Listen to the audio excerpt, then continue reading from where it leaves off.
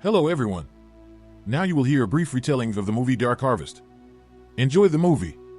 Every Halloween, Sawtooth Jack awakens among the cornfields of a tiny Midwestern town and makes his way to the nearby church. The villagers have a yearly custom known as the Run because they know they have to stop him if they want to prevent a calamity. Before midnight, all the adolescent guys in the town had to go after Sawtooth Jack and murder him. After that, everyone gets to eat the candy that is hidden among the parts in his corpse. The person who kills Sawtooth Jack is hailed as a hero and receives a car, a house for his family, $25,000, and the right to leave town, which is normally off limits. They believe it blesses the harvest as well. There's a one-son limit per family, and girls are not permitted to participate in the run. A gang of youngsters wearing masks set out to find the monster in 1962. One of them is terrified and unsure of what to do as they stand by alone on the road. The youngster cries as Sawtooth Jack suddenly emerges behind him and kills him. Shortly after, the lads discover their friend's burned corpse and see Sawtooth Jack standing in the center of the cornfield. Jim becomes enraged and begins after the monster right away. Just as the monster is about to get to the chapel, Jim catches up to him and mercilessly beats him to death. He then takes some candy off Jack's body, and as the others follow suit, they all yell in joy at Jim's triumph. Jim receives all of his awards as the Harvesters Guild hosts a Halloween celebration to commemorate another successful run. Jim just gives his younger brother Richie a hug and a "I love you" before driving off in his brand new automobile. Richie begs him to go with him. A year later, 5 days before Halloween, Sheriff Jerry stops by the school to remind the teenagers of the significance of the run. He displays old photos from the year they failed to kill Sawtooth Jack and the Black Duster ruined their crops. Richie becomes irritated when Jim is frequently cited as an example of a hero since he wants to join the run but is unable to do so due to the regulations. Riley teases him for trying to provide assistance even if the others genuinely have no say in the matter. While some of the teenagers believe Sawtooth Jack is only an adult masquerading as a child, Bud is adamant that he watched Sawtooth Jack growing up outside his window. Riley also makes fun of him, which starts a brawl that is swiftly broken up by the grown-ups. Richie hides inside a movie theater when Riley tries to pursue him down the street to complete the fight after class. He meets Kelly, a newcomer to the area, there. They strike up a conversation and get along well, but when Richie asks her to the Halloween dance, she says she can't go since she's different. If Richie prevails in this year's run, he vows to alter that regulation. Then he gets together with his closest pals Bud and Mitch, who have been hearing some terrible tales about Kelly, but Richie doesn't think they're real. Additionally, his pals persuade him to breach the rules and join the run despite the fact that he is quicker than his sibling. Richie returns home in the evening to find a postcard from Jim, whom they haven't seen since he won the run, from his parents Dan and Donna. After Richie tells his parents he'll participate in the run no matter what, there's an argument that ends with Dan slapping his own kid. Richie becomes even more enraged by this and tells his parents they are powerless to stop him. He dashes to his room, climbs out the window, and meets Jim's former flame to spend the evening smoking. In the meantime, the farmer goes to carve a pumpkin in the cornfields as he approaches an abandoned scarecrow stand. Then he ascends the now occupied stand, where Sawtooth Jack is standing with the pumpkin serving as his head. Riley catches Richie the following day and begins abusing him before taking his belt. Because the brothers used to wear similar belts, a sentimental memory for Jim, a vengeful Richie attempts to defend himself with a knife, but Riley just beats him up again and walks away. When Richie returns home, he discovers his brother's letter waiting for him in the mail. Jim begs Richie not to join the run since their parents need him and expresses regret for not getting in touch with them sooner. Richie chooses to steal a car and leave the area since he is fed up with being treated like a baby. But Jerry gets in his way as soon as he crosses the bridge and gets to the open road. When Richie tries to flee, Jerry knocks him unconscious before he can even get out of the car. That evening, every parent locks their children in their rooms to prevent them from escaping and joining the run. In desperation, the guys bang on doors and walls, pleading for food or a restroom break, but their cries go unanswered. It is intended to drive them insane and create a hunger for the run by making them spend those 3 days in this manner. When Halloween night finally comes, the farmer cuts Sawtooth Jack's ropes and stuffs Sawtooth Jack full of goodies so he may depart. When the adolescent guys in town are eventually freed, they go to the streets to begin the run. When Richie awakens in his bedroom, Dan is there to inform him about an excellent career opportunity for the future, but Richie is only interested in the run. Donna and Dan both beg him to stay, but Richie departs the house when their entreaties are ignored. In the meanwhile, Bud, Charlie, and Mitch use a vehicle to gain an advantage in the run. When several lads come up and accuse them of cheating, Mitch immediately intimidates them and makes them stop. Richie eventually joins them at that point, but before they can go, the nasty bunch returns and begins to damage the vehicle. Once more, Richie uses food to divert their attention as Mitch holds them at bay, and eventually the lads drive off. As they head out of town, they don masks and see the butcher keeping hungry lads at bay by maintaining watch and brandishing a weapon. Because they think it's cheating, other lads also hurl objects at the truck.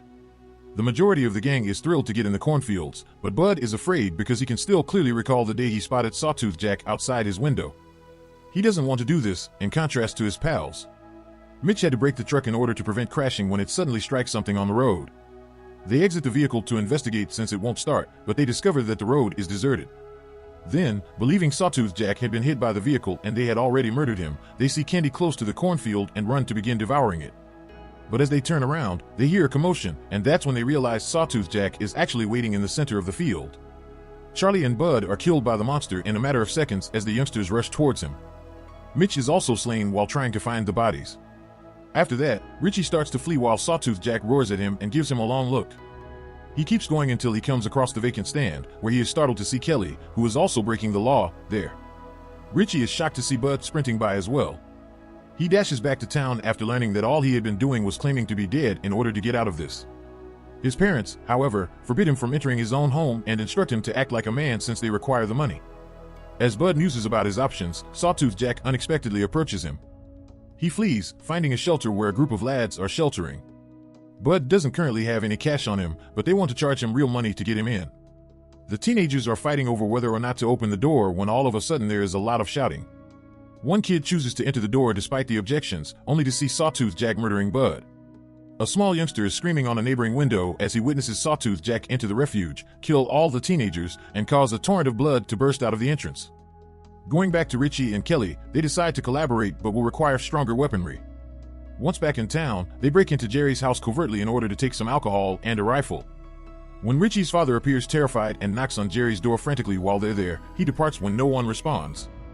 Richie and Kelly also take the police car while Dan searches a neighbor's home for Jerry. Jerry just manages to shoot a window before the kids drive off and he emerges to rage at Dan. Richie and Kelly decide to go downtown after hearing on the car's radio that the monster has been spotted there. The teenagers have taken over the main street, causing pandemonium as they break into businesses and take as much food as they can.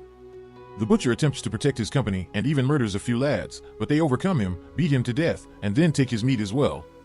After witnessing what horrifies Richie and Kelly, they attempt to flee, but Riley finds them first and mocks Kelly for being a female in the run and calls her skin color a slur. Kelly is grabbed by Riley's gang member, but Richie eventually gets upset enough to defend himself. He punches the two men down and then points the pistol at them. Richie reclaims his belt before they depart, and Kelly seizes the opportunity to strike them with her club as well. The other lads, meanwhile, are about to completely lose it and may possibly murder one another. Sawtooth Jack soon discovers a trio on the loose and launches another attack. Shortly after, Richie informs Kelly about the unfavorable things he has heard about her and expresses his disbelief in them. However, Kelly clarifies that he did, in fact, set fire to an elderly man's barn since the man was a bigoted bigot. Kelly admits her parents are deceased, and Richie says he misses his brother and that all they've heard from him is the odd postcard. They are talking when they hear on the radio about another claim that Sawtooth Jack was spotted on Oak Street. Without realizing that Jerry is laying up a trap and that the news is false, the two head in that way.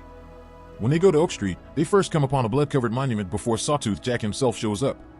As Richie realizes Jack is wearing his brother's belt, he stops in his tracks and runs to meet the monster. As Richie checks on her, Sawtooth Jack strikes Kelly's back and vanishes, stopping Kelly from hitting the beast with her club. Just then, a neighbor emerges and threatens to shoot them, forcing them to escape. After the two return to the car, Jerry finds them and shoots Richie through the window. He makes fun of Kelly's parents and says he killed them because they were trying to get out of town. Kelly becomes enraged and strikes him, causing him to fire his revolver, almost missing the side of her head. Jerry is promptly shoved aside by Richie, and the two get out of the automobile. Sawtooth Jack visits Jim's previous residence in the meantime and finds all of the messages that were written on the wall during the 3 days when Jim was confined to his room prior to the run. The monster destroys the entire structure with a scream in response to what it sees. Dan meets with Jerry not far away and tells him he is incapable of doing this. Jerry screams at him, telling him that this village needs to be bold and take the necessary action because the year they failed to do the right, he lost a close relative. Dan sobs but is unable to resist an officer. When they get to Richie's house a short while later, Donna is visibly disoriented after taking too much medication. When Richie starts probing the past winners, he discovers that they have all met similar ends, either they passed away unexpectedly or they moved far away and never got back in touch with their loved ones. Richie begins to suspect that Donna, not Jim, was the one who wrote the letter and the postcards. Donna tells him that this needs to stop and chooses to self-delete when he begs his mother for the truth. Her statements support Richie's suspicions. The winners aren't enjoying luxurious lives. Rather, they are being sacrificed in order for Sawtooth Jack to reappear in their bodies the next year. Richie says he has to put an end to this and denies Kelly's request to leave town. Locals in downtown are terrified due to the massive fire at Jim's former home. Riley approaches Jerry and claims to have seen Sawtooth Jack close by. In an attempt to make Sawtooth Jack the winner this year, Jerry offers Riley his revolver and gets him into the car. Dan is unexpectedly inside the chapel as Richie and Kelly arrive to wait for Sawtooth Jack. Richie labels his father a monster during the ensuing dispute, but Dan insists that parents don't know anything until their kid triumphs. The Jerry and Harvesters Guild then swears at them to silence, threatening to murder them if they try to flee or notify anybody. Dan has a meltdown upon learning that his wife has passed away, even though he asked Richie to stop and let him handle the conflict. The church bell begins to ring at that point, and Sawtooth Jack emerges from outside. Calling him Jim, Richie rushes to welcome him and makes it clear he doesn't mean any harm. Richie holds Jack in his arms as Kelly rushes to strike Riley, who regrettably comes and shoots the beast. Jerry intervenes as well and forces Riley to try again, but Richie deters Riley with his own rifle after a second attempt. To Richie's surprise, Sawtooth Jack reaches out and twists his hand in a request to put an end to his misery. Richie apologizes to his brother and pulls the gun because he wants this to stop too. Richie is only numb as the lads dash to get the candy, and Jerry congratulates him on his accomplishment. Later on in the celebration, Richie is still grumpy and doesn't care about the joy that surrounds him. Nevertheless, he dances and gives Kelly a kiss as soon as he sees her come, unconcerned about the racists who would condemn them for being an interracial relationship. Kelly gives him a pistol in secret, and they decide to flee together later. After the celebration, Richie drives off in his brand new vehicle, ignoring Jim's ex-girlfriend's request to go with him. Dan tries to shoot Jerry in retaliation while Richie is driving away, but Jerry knocks him down. Kelly is picked up by Richie shortly after, and the two of them head out of town.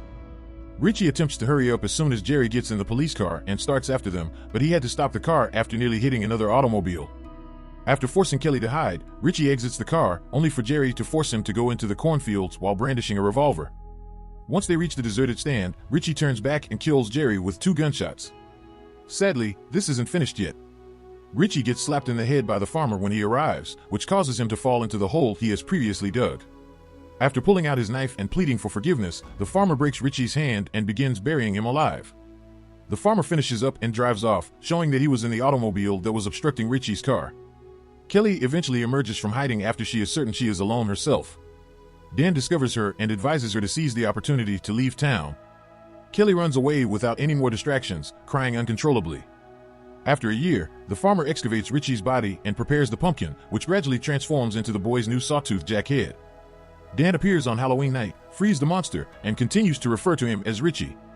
Dan murders the farmer when he arrives, then orders his hideous son to set fire to the entire village.